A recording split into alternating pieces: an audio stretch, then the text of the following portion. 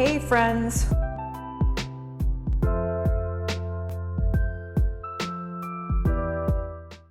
Hey friends, so welcome to the first class within the pelvic floor course. So as I mentioned in the first video, when I refer to pelvic floor, I'm referring to anything in the underwear muscles. And the things that I've learned over the last 10 years is that if somebody has pain in that region, there is always a gait component. They're always kind of walking funny. So here's an explanation of that. This is the superficial back line from Tom Meyer's book, Anatomy Trains. And you can see that it kind of pulls into this piriformis area in the lower back, as well as the sit bone and how the hamstrings connect in. So I find that anyone who's experiencing pain in this region, there's always a connection down to the sole of the foot, which is why we're going to start there. So first, an explanation of why the feet and the ankles and tightness there would correspond into lower back pain and problems in the hip area. So as we walk, the foot needs to be able to be rolled through, like it needs to be pliable enough so that the knees can bend and then therefore the hip can function correctly too. So if I kind of mimic that, I walk and I'm rolling through. I know you can't fully see that, at least my feet, but now I'm gonna actually freeze out my ankles and you'll see how I kind of have a really stiff walk now. And you might be able to infer how that would lead to pain in the lower back. And I find that a lot of people, pretty much everyone, is weak and or tight in the feet muscles and in the ankle muscles. So how do we go about releasing that? So first, some of the favorite tools that I like to use that are really good investments. And I try to keep things as much as possible under the $25 range, but I'll give approximate costs here. One is a rubs ball, and I'll be putting a link to all of these in the description. You can roll your feet out on this. You can totally use tennis balls and lacrosse balls. I've just broken many a tennis ball, so I like something a little bit tougher. These are trigger point releasers for the feet. I have another video that I will post a link to if you choose to purchase that. These I love so much. I have a pair for the studio and a pair at home, and I take them whenever I go on vacation too, because if you're walking a lot, they're magic. There's a self-massage that I've recorded in the past that I'll post here. This video is going to include a more esoteric version of massage that I hope comes through as best as possible. I'm going to try to walk you through. It's exactly what I do on my clients in session. And then there is this behemoth, this wonderful, wonderful thing. This was my Christmas gift to myself. It's more like around 100 to 125. The price fluctuates a little bit on Amazon, but it has a heat sensor with these balls that go back and forth. So it's basically like a warm foot rub. So if you don't want to do any of these other self-massage options, that gets pretty close to it. And it is pretty phenomenal to just be sitting drinking coffee in the morning and getting a foot rub. So I'll post a link to that as well. So now let's get to one of the things that you can do to loosen up your feet up through your shins. Okay, so the concept behind this is that you're basically trying to get the bones to spiral down through the calf and through the foot, and that we're kind of doing like a pinning and then rotation as I do this. So just know that the entire time that subtlety may not entirely come through on the screen, but it is a pin 2 points, and I'm kind of going, it's almost like you're wringing out a towel, but we're doing it with these digits. So here we go. And I recognize that the mobility aspect of crossing one leg over another may not be for everyone. And so in that case, you're to some of the aforementioned things that I just brought up. So basically I'm going to start with this portion kind of hooking under here. And just so you know that a lot of people who have lower back pain, getting this little notch loosened up helps a lot. I think it's because it's where the biceps femoris attaches into. So basically I'm going to be pinning here and pinning up here, and I'm kind of pulling and rotating. And it's almost like I'm fretting a guitar, where I kind of go down each fret and I'm holding still and I'm counter spiraling.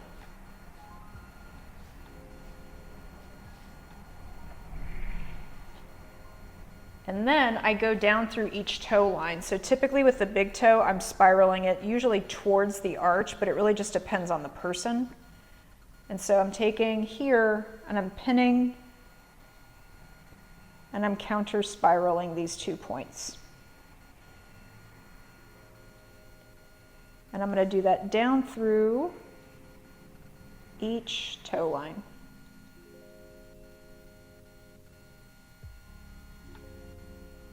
Now normally, obviously, I would sit here. I'm just trying to give you a better view. So it's kind of like I'm working out the webbing in between the metatarsals and the tarsals. That I'm kind of tractioning to as I do that.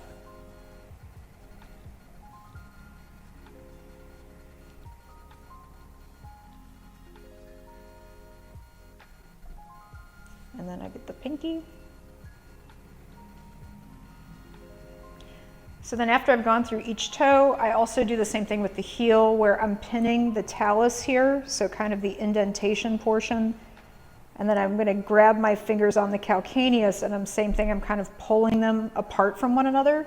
And in this case, it's like I'm trying to pull that calcaneus kind of back and away, like I'm trying to create a longer footprint to my foot. And my pressure here is pretty gentle. I'm not, you know, jaggedly going back and forth. So after I work all of that, I usually do one more, loosening that back up the shin as a pass. Okay, so we will do that to the other side. So I'm pinning, and I'm just going to kind of go organically where I feel like my hands want to go in this case, so that could be because I have a slight bunion on this foot. That it's sort of, my leg wants my toes separated from my shin.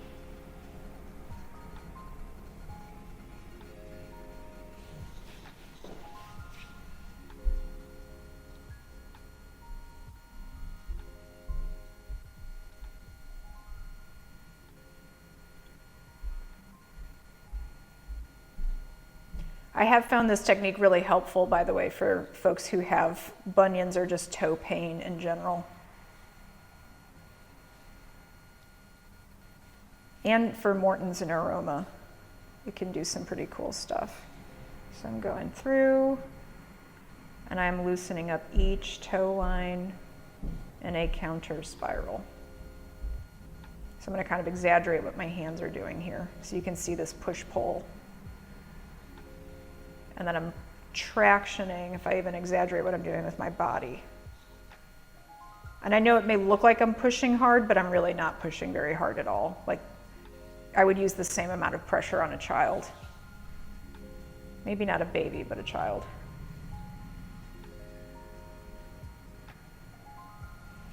And like I can feel more congestion through here where these muscles are tighter. So if I wasn't trying to keep this as short as possible, if I was actually doing this on somebody, I would spend a lot more time there and try to break up some of that tension. And then my pinky toe.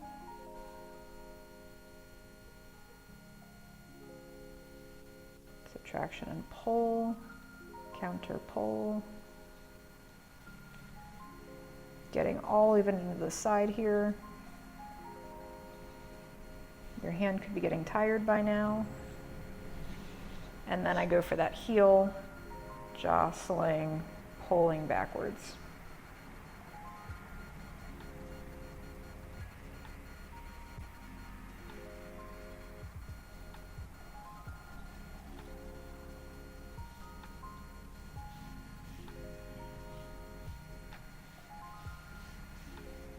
Cool. Okay, now I'm going to show you another product that you could buy that you could use in tandem with some of these other things to work out some of the tension in the shins, and then we'll get to some stretches. So another cool thing that you can purchase is something called voodoo floss. It just kind of shrink wraps.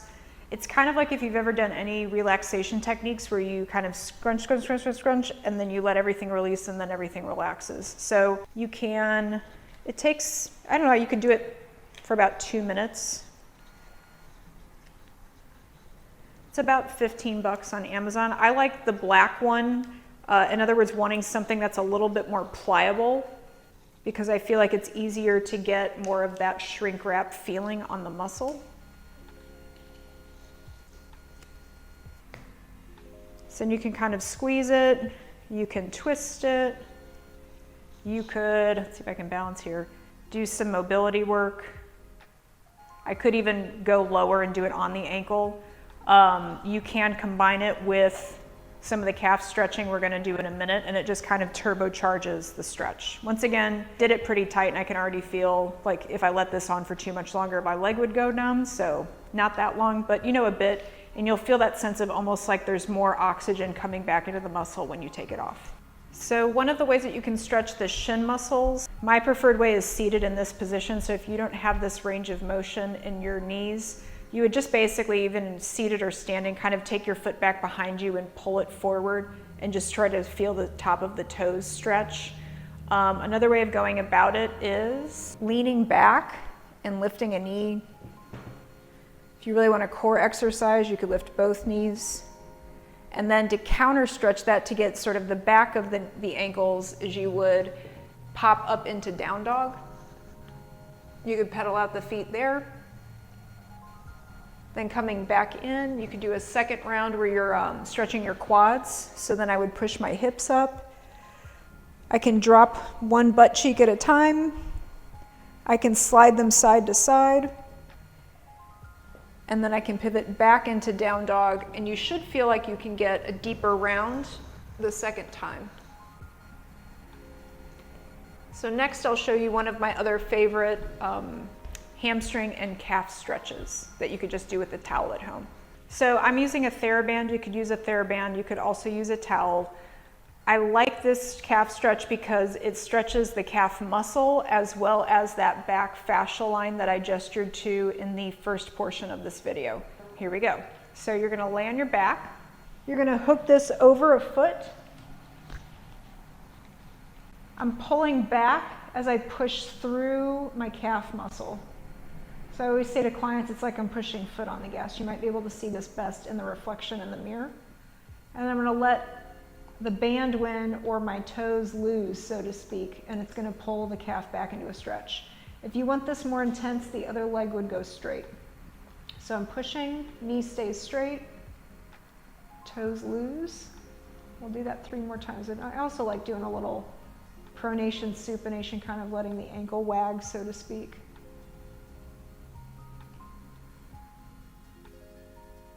Then you're going to keep the toes pulled back, and you're going to push. I'm kind of rolling through my pelvis like so. I would say it's kind of like the dials changing on a car seat, like you're trying to change the pitch of the car seat. I'm going to try to anchor backwards through my butt, so arch my lower back, and then push my leg towards the ceiling. You may not be able to get this far. In fact, I'm kind of surprised I can today. Part of that too is maybe because my pelvis isn't squared off, so I should actually be sort of reaching my hip, and you'll notice I can't get as straight, so I was cheating, and that's kind of a common cheat, is this sort of happens where the hips splay instead of really elongating through that waistline as you do the straighten. So notice that now I'm not going as straight because I can feel if I tried to go straight, I would be straining, and that's counterproductive to me. So I'm going to do another set with the knee turned out.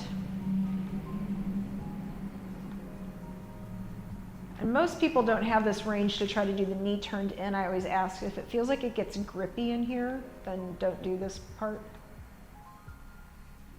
Another version I like is then taking it out to the side and going back to foot on the gas. So I'm pushing, and then I'm letting my toes loose. Pushing, letting the toes loose. And then everybody's favorite, the grand IT band stretch. Exact same thing.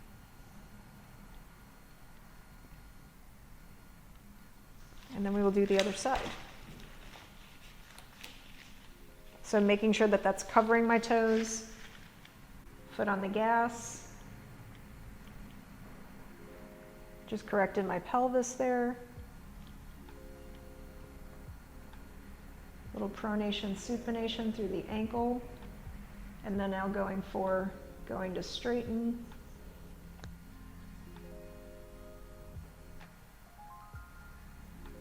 Knee turned out.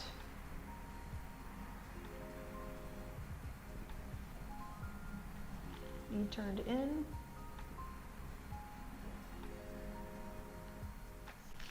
Inner thigh stretch with the push. Ankle pops. And IT. T-band. Pushing. Also kind of note here, a lot of people, they kind of let their foot turn into a knife. You want to make sure that the pinky toe is pulled back as you do this, so it's a flat foot push.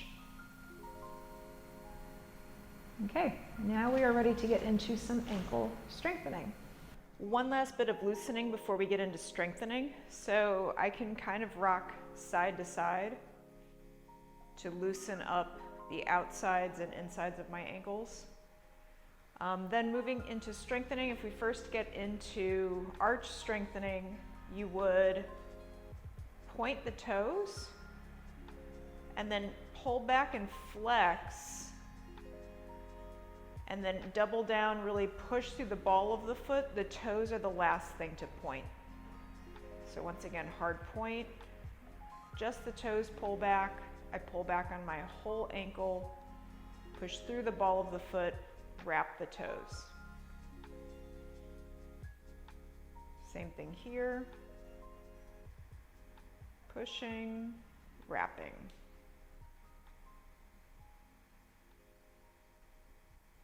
Okay. Then if we wanted to get into foot inverters and everters, you would just, I would say it's kind of like you're brushing, if you visualize that you were in sand and you're trying to make this indentation into the sand.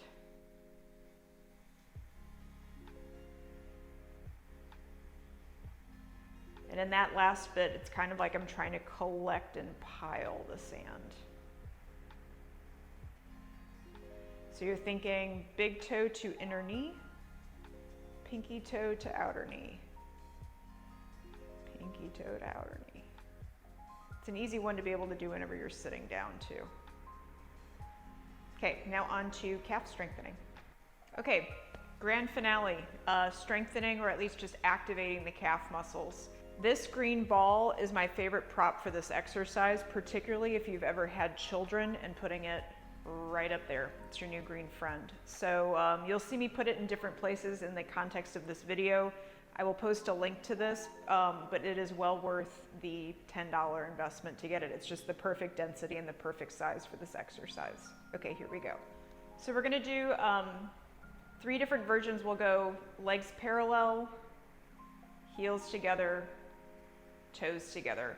In all of these, you want to feel this really deeply in the calf muscle, particularly in this first one where I put the ball in between my ankles. It's to really try to fire up the posterior tibialis, so deep back in here. And that muscle actually goes contiguous with the core, so really important to feel it back there. If you do not, you might need to do some self-massage work with the foam roller first. So here we go. So I'm going legs parallel and straight up. Note that I'm keeping the weight into the first 2 toes. I'm not rolling out in my ankles. I'm gonna give you a side view. A lot of people tend to either ever so slightly bend their knees, or they swing is what I call it. They pelvic thrust ever so slightly. So what you wanna feel like is that there's an energy kind of spiraling up your legs as you go into the ball of the foot. So that is legs parallel. We would then go to heels together, toes apart. This is a big one where I see more rocking out. High up onto the heels. I usually say that it's kind of like you're looking for a stiletto. Men, I don't really know what to tell you on that one. Just high heels. And then toes together, heels apart. Ladies, this is where you have your new green friend to put at your groin right there to fire up your pelvic muscles.